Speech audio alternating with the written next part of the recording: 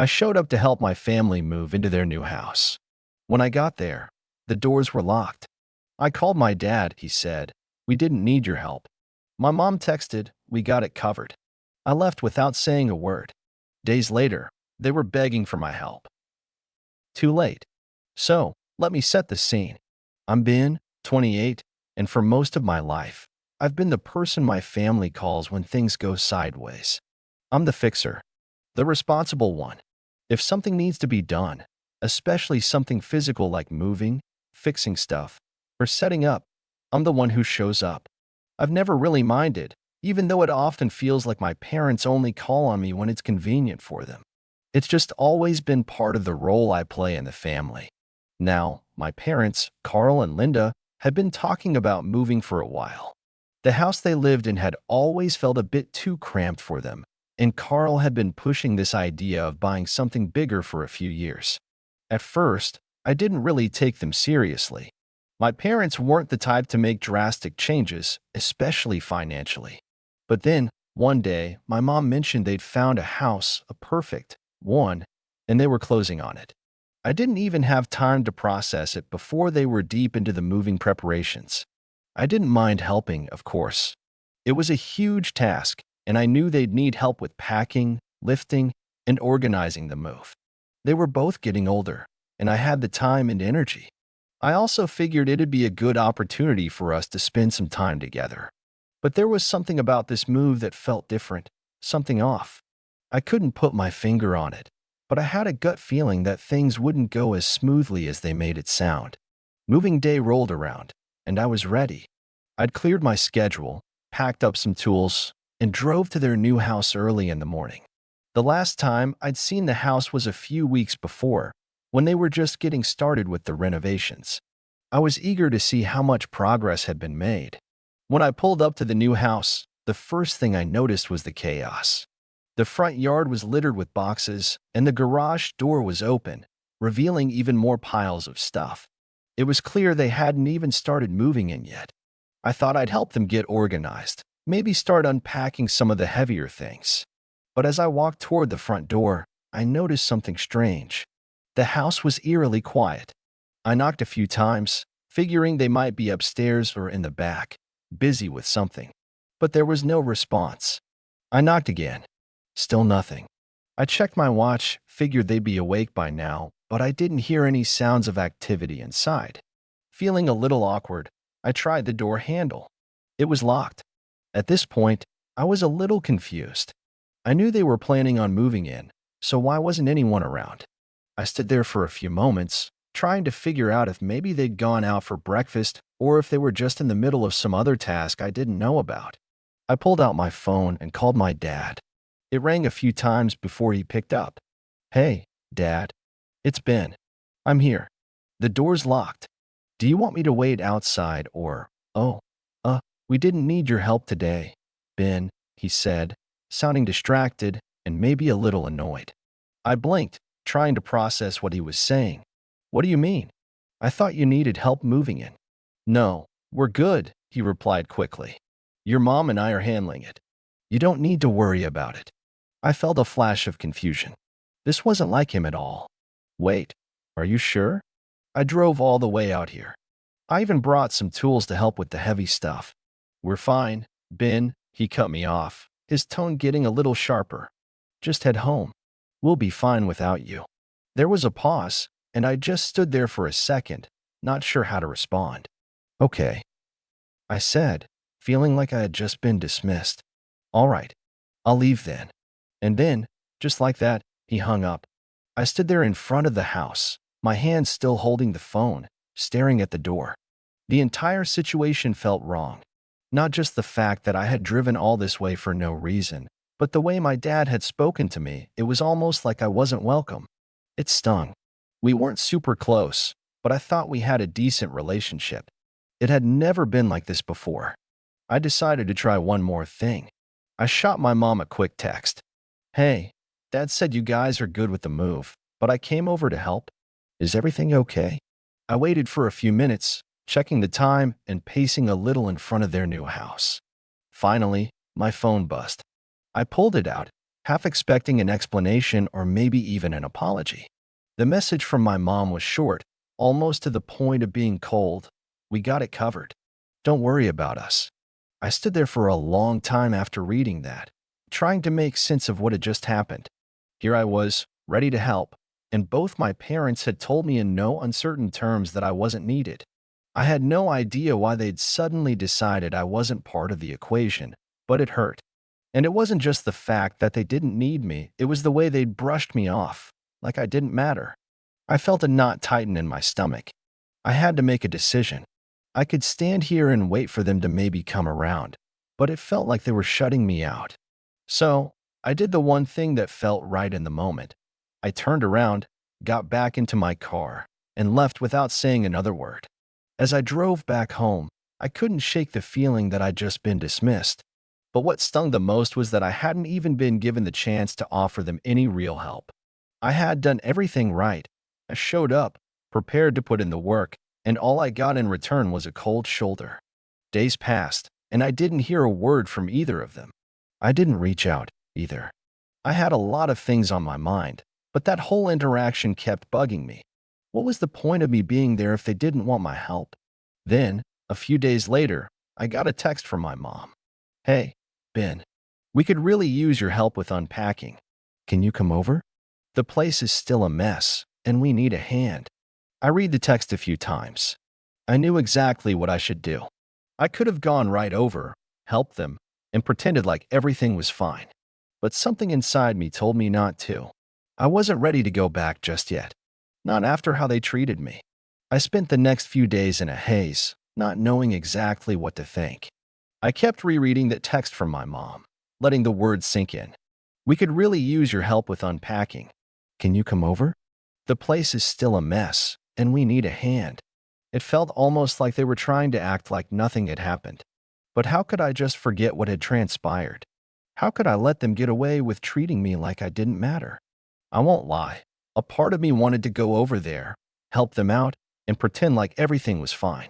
After all, they were my parents. I'd always been there for them, no matter how unreasonable they got. But this time, it felt different. They had taken my time, my energy, and my trust for granted. It wasn't just that they didn't need my help. It was the way they had shut me out. Like I was an afterthought. It wasn't even the fact that they didn't want me around to help them move. I could have understood that if they'd been more upfront about it. But it was the way they made me feel small, almost like I was inconveniencing them by offering my help. The dismissal, the coldness, it left a mark. And now, I wasn't sure how to approach them. That evening, I got a call from my dad. I stared at my phone for a moment before picking up, half expecting him to apologize or at least offer some kind of explanation. But what he said was the complete opposite of that. Hey, Ben, he said, his voice flat, as if the conversation we'd had before hadn't happened at all. I just wanted to check in. Your mom and I are still really stuck on some things at the new house. Can you come over tomorrow and help with the heavy stuff? It was like a slap to the face. He didn't even acknowledge how rude he'd been before, how he'd dismissed me when I showed up to help. It was as though none of it mattered. I took a deep breath, trying to stay calm. Dad, why didn't you want my help the other day? Why did you make it seem like you didn't need me? He hesitated, and I could hear him shuffle the phone around in his hand. What? Oh, come on, Ben. Don't be like this. We just got caught up with stuff. It's not a big deal. Not a big deal? That's what he thought? I had driven all the way out there, spent my morning ready to help, and all I got was a door slammed in my face and a curt dismissal. It was a huge deal to me, but I didn't say anything right away. I knew if I pushed too hard, I'd only get more of the same defensive answers. So, I stayed quiet for a moment, letting the silence stretch. I'm not sure if I'm ready to help yet, Dad, I said, trying to keep my voice steady. You can't just treat me like I don't matter and expect me to come running when you change your mind. His voice grew sharper. Don't be difficult, Ben. We need your help. I'm not asking for much. Just come over and get the job done. I felt a sharp, cold anger building inside me. I wanted to yell at him, to tell him exactly what I thought about the way they had treated me, but I didn't. Instead, I let out a sigh and said, I'll think about it. That was the last thing I said before hanging up. The more I thought about it, the more the weight of their actions settled on me. They didn't need my help. They wanted my help when it was convenient for them. They didn't care about how I felt. They only saw me as a tool, someone they could call on when the work was too much for them to handle, and when I wasn't around to do it, they'd just carry on without a second thought. A day passed. 2 days passed. And all I heard from them was a couple of texts here and there, asking for updates on when I would show up. At this point, I was beyond frustrated. I had always been the one to clean up their messes, the one who kept everything running smoothly when things fell apart. But this time, it wasn't just about moving furniture or unpacking boxes. It was about respect. One evening, after a particularly long day at work, I received another message from my mom. It was as simple, "Are you coming over to help us unpack or what?" This time, though, I didn't feel that familiar sense of duty pulling me to their door. Instead, I felt a cold detachment. The words seemed to hit me differently now, as if they were an afterthought, as if they were expecting me to just show up and do their bidding without ever acknowledging the way they'd treated me. I sat with the phone in my hands for a few minutes, letting the silence weigh on me. Then, I finally typed a response. "I don't think I'll be coming over anymore." I stared at those words for a long time, reading them over and over. It felt final. I wasn't going to keep putting myself in a position where I was just used. Not anymore. I didn't hear anything for the next day or two. Part of me wondered if they even cared. But then, just when I thought the whole situation was behind me, the texts started coming in. First from my mom, then from my dad. It was a slow build-up at first. "Why aren't you responding?" My mom texted. "You're being ridiculous, Ben. Just come over and help." Then from my dad. "We really need you here, Ben. Don't make us beg." I couldn't believe it. After all that had happened, after everything they'd said to me, now they were begging. Now they wanted me. I stared at the messages for a long time. Part of me wanted to give in, to go over there and show them that I was still capable of being the person they needed, even after everything. But another part of me, the part that had been hurt, the part that had been dismissed and belittled, wasn't so willing to forgive them this time. It felt like they were trying to take advantage of me again. They thought that because I'd always been there for them in the past, they could just pick up the phone and I'd come running when they needed me. But I wasn't sure I wanted to be their safety net anymore.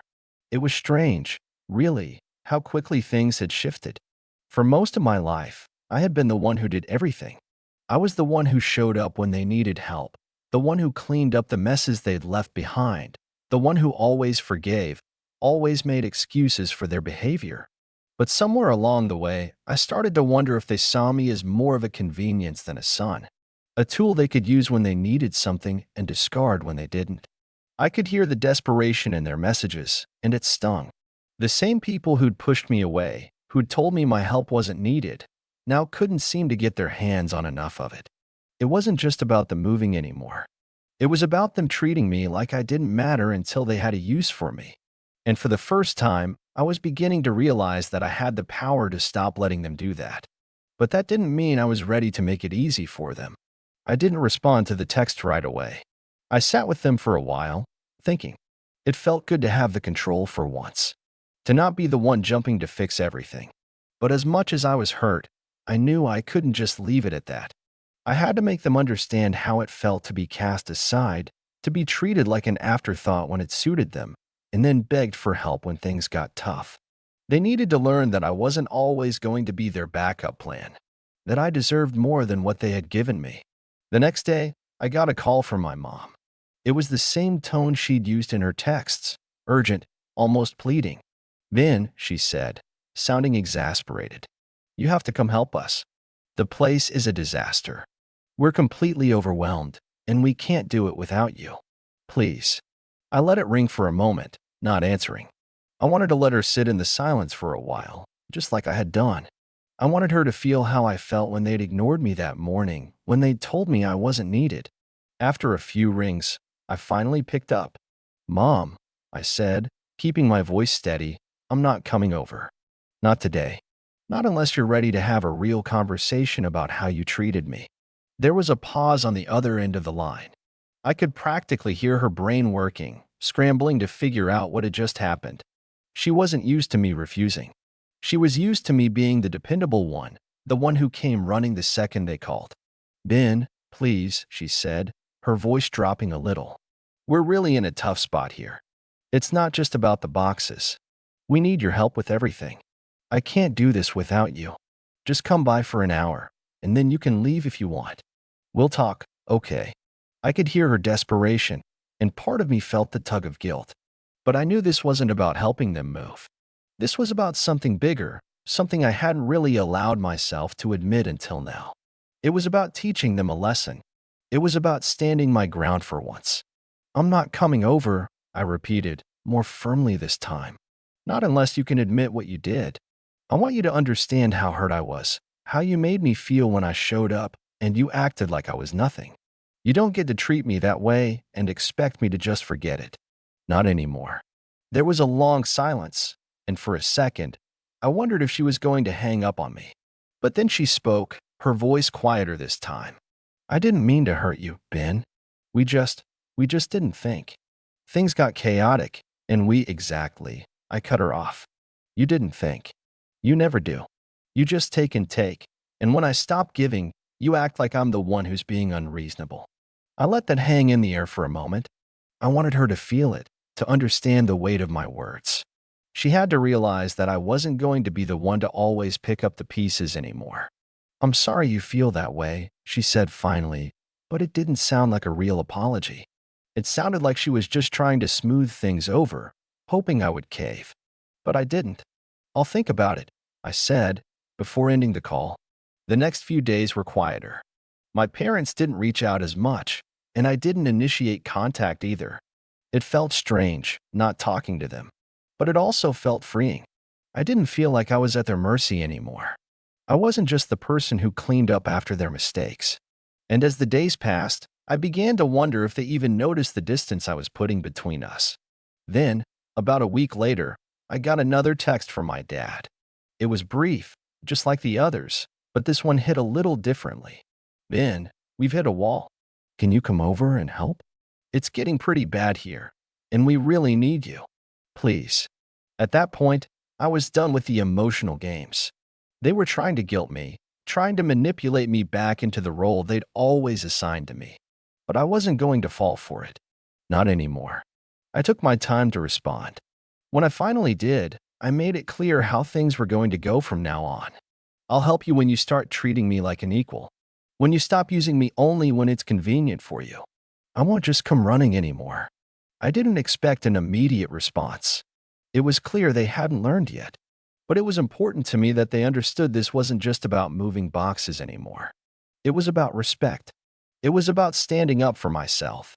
A few hours passed after I sent that last message, and I didn't hear anything back immediately. Part of me expected my parents to give up, to continue with their usual pattern of pretending everything was fine until they needed me again. But that wasn't what happened. Later that evening, I received a text from my mom, and when I saw the notification, I felt a strange sense of calm. It wasn't a desperate plea like before. It wasn't an apology or a promise to change. No, it was worse. We're just going to have to manage without you. Your dad and I are tired of trying to get through to you. Maybe you don't care about us anymore, but we've got enough on our plate. It was as if they were completely oblivious to the fact that they'd made me feel like I didn't matter for so long, and now that I was standing up for myself, they couldn't handle it. It was the ultimate form of gaslighting. They were twisting the situation, making it seem like I was the one who was being difficult, when in reality, they had pushed me to this point. I stared at the screen for a while, letting the words sink in. At first, I thought about texting something sharp back, something that would make them understand the depth of my frustration. But then I realized I didn't need to respond right away. I didn't need to play into their game of manipulation anymore. I could walk away, and for once, it felt like the right decision. I didn't reply to her message. Instead, I put my phone down, walked away from the situation, and focused on something else for a while. I needed to get my head on straight. After everything, I couldn't just let them off the hook so easily. They needed to understand that the days of me being their backup were over. I had to stand firm. 2 days later, I got a call from my dad. I almost didn't pick up, but I figured it might be important. It wasn't. Ben, he started, voice strained. We've been waiting on you. We're really getting behind on unpacking. It's been a mess here. Please, just come by and help out. He sounded so weary, as if he had been doing all the work himself, and it was somehow my fault that he couldn't keep up. I felt a wave of anger rise up in me, but I tamped it down. I knew what I needed to do. I was tired of being manipulated. Dad, I said, keeping my voice calm, you've been treating me like I don't matter for weeks. I don't just show up when it's convenient for you anymore. I'm not going to be your last-minute fix when everything falls apart. I've been there for you, and every time I show up, I get shut out or ignored. I'm done. I could hear him trying to speak over me, but I wasn't having it anymore. I don't think you understand how hard it's been for me too. You want me to just drop everything, like I'm nothing but a tool. Well, I'm not doing that anymore. You need to figure it out on your own, like you've been telling me you can. There was silence on the other end of the line, and for a second, I thought he might finally understand. But then, his response made it clear that nothing had changed. Fine, Ben. If that's how you feel, we don't need you anyway. It was the same tired line they always used when they were trying to make me feel guilty for standing my ground. But it didn't work this time. I wasn't playing their game anymore. I hung up without another word. That was the last conversation I had with either of them for a while. They stopped trying to contact me for a few days, and I felt a weight lift off my shoulders. But things didn't stay quiet for long. After about a week of no contact, I got a call from my cousin Lucy, who I hadn't spoken to in months. She wasn't someone I was particularly close to, but I knew her well enough. She worked with my parents at their business, and we were somewhat on friendly terms. Ben, she said, her voice hesitant but urgent. I'm sorry to bother you, but your mom and dad are freaking out. They're in way over their heads with this move, and they're not asking for help from anyone else. They've been trying to do everything themselves, and now they're stuck. They're too proud to admit they need you, but I'm telling you, they're getting desperate. I had to admit, there was a small part of me that felt a bit of satisfaction hearing that. They had pushed me away, made me feel like I wasn't wanted, and now they were stuck. It was almost poetic. But as Lucy continued, I realized she wasn't calling to tell me how badly my parents had messed up. She was calling to guilt-trip me into helping. They're not doing well, Ben, Lucy said. They really need you. Can you at least come by for a couple of hours to help them with the heavy lifting? I paused before answering. I knew she wasn't directly trying to manipulate me the way my parents had, but it still felt like I was being pulled into the same old cycle. I wasn't going to give them what they wanted this time. They needed to face the consequences of their actions. No, Lucy, I said, finally, with a firmness I hadn't felt in years. They've made their bed. They've been treating me like I'm not worth the effort. They don't get to turn around and expect me to come running just because they need something now. They've pushed me away for far too long. This is their problem now, not mine. There was a long silence before Lucy responded. I understand, she said quietly, and I could tell she didn't quite know how to handle it. But she didn't push me further. I hung up, feeling a sense of finality. Days passed.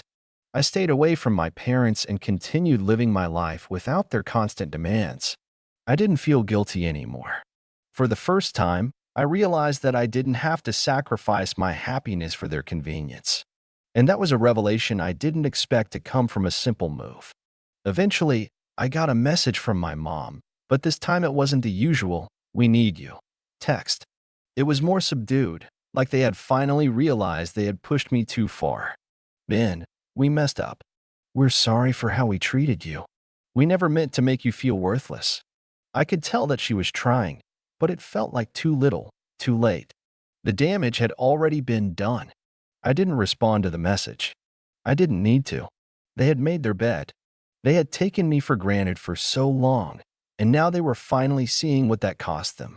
They had learned a lesson the hard way, but it wasn't my job to make it easy for them. In the end, they did manage to unpack the house on their own, but I wasn't there to help. They didn't call me again after that message. I didn't know if they were truly sorry or just embarrassed by the situation, but it didn't matter. I had learned to stand up for myself, and I wasn't going to let them walk all over me anymore.